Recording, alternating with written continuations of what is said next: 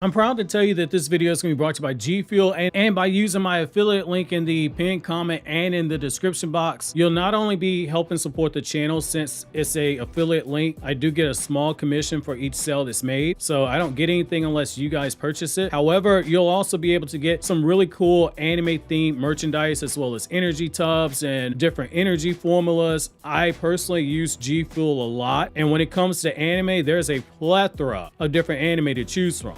Dragon Ball Z, Naruto, My Hero Academia, Mobile Suit Gundam, Attack on Titan, and so many other series are available on the website in the form of energy formulas packed with all the vitamins that you need and just enough caffeine to get you going for your day. Right now, Gfuel is running a 25th anniversary campaign for Neopets. Step into the magical world of Neopets and celebrate 25 years of adventure, friendship, and fun with Neopets' 25th anniversary Gfuel Golden Berry Energy Tub. You are not going to be disappointed in the flavor with this one. Absolutely worth every penny for it. I mean, come on, it's called the Great Golden Slushy. Scoutmaster Jigen definitely approves of this one. Which, most importantly, this cannot be understated. Unlike a lot of energy products that are out there, there is no crash and there is zero sugar. Two really huge selling points of why I personally support Gfuel. In typical anime fashion, I am going to need you guys to send me your energy by clicking the affiliate link in the description and in the pinned comment.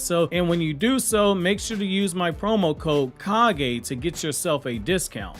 Yo, what's going on, everybody? It's your boy Naruto Explain here, bringing you guys another Boruto 2 Blue Vortex discussion. Today, I wanted to pull up a chair and I want to talk to you guys about the moment in the chapter that's just stuck out in everybody's minds, which is the moment where Boruto is sitting there in that interrogation room. He's knee deep into enemy territory. He's facing certain execution, and when they tried to get him to snitch on his boy Kashin Koji, Boruto looked those boys in the eye while standing 10 toes down and said, "My daddy ain't raised no snitch," giving off every bit the vibes that Naruto gave to the Cloud Ninja when they were playing Punch the Village Idiot in the face when they tried getting information on Sasuke following Killer Bee's apparent murder at the hands of Sasuke, which they did believe at the time. Yet it's in that very moment that something interesting happened, which is why in today's newest Naruto Explain video, we're going to be taking a deep look at the undertones of that scene, the significance of what you're seeing, and explain why this moment should be a moment where you cut those handy dandy Sharingan on that you used to read the manga, because we got to see through some deception right here. So in chapter 14, we had a moment where Boruto was looking over at Ibiki and Konoha and being questioned by the two elders as he stood his ground. He told Konoha information that they needed to know about who was being targeted by the awakened Shinju. He told them how the awakened Shinju were made and what their goals were. He let Amado do his mandatory, long-winded villain monologue where he explained things to them. But if he had the walking Otsutsuki Wikipedia backing up his claims, then Boruto was in good hands in terms of establishing his credibility. He even told him who Jura was and why Jura was to be considered the biggest threat to them all, but that's where it got interesting. After learning that Jura was the physical human personified embodiment of what they believed to be the Ten Tails, the existential crisis that threatened the extinction of humanity as they knew it, Konoha said the quiet part out loud, which is, why and how are you so certain of this? And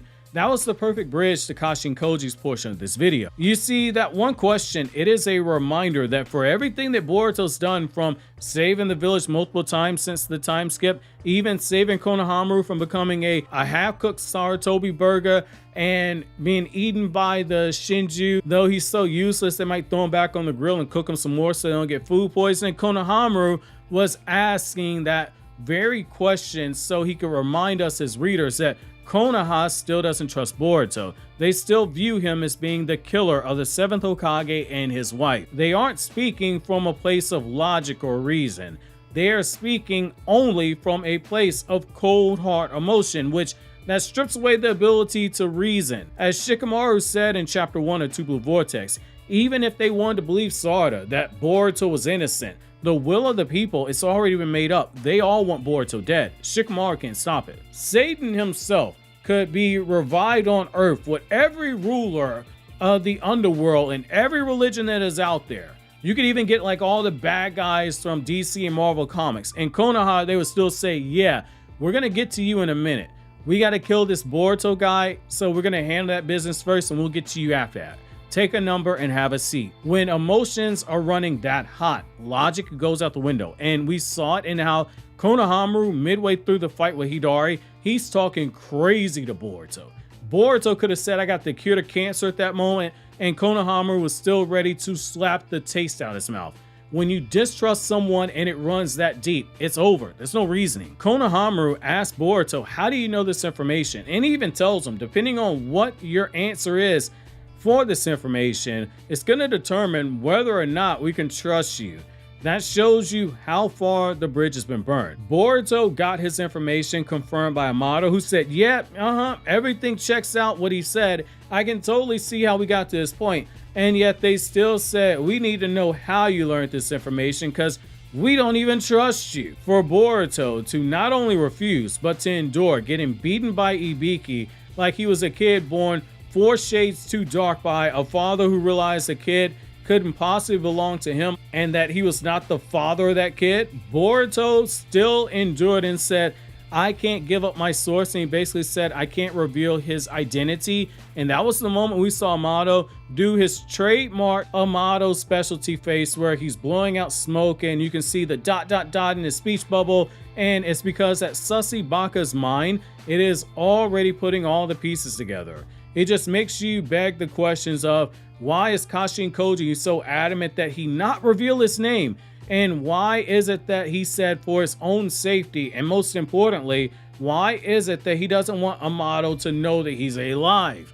Before we get into the Kashin Koji point, it is very important to note the situation at play with Amado figuring out the truth here. His reaction, that was a telltale sign. Amado in that moment was likely going through every possible scenario, and it's in character for him. He's shown enough that I would argue he's able to see 200 moves ahead as well, if not slightly better than Shikamaru does. And I'd even venture to say he processes information faster than Shikamaru. And given things with the Otsutsuki clan and the Ten-Tails are basically his areas of expertise, it does make you wonder, did he make the connection to Kashin Koji in this moment? Now, let's say he did.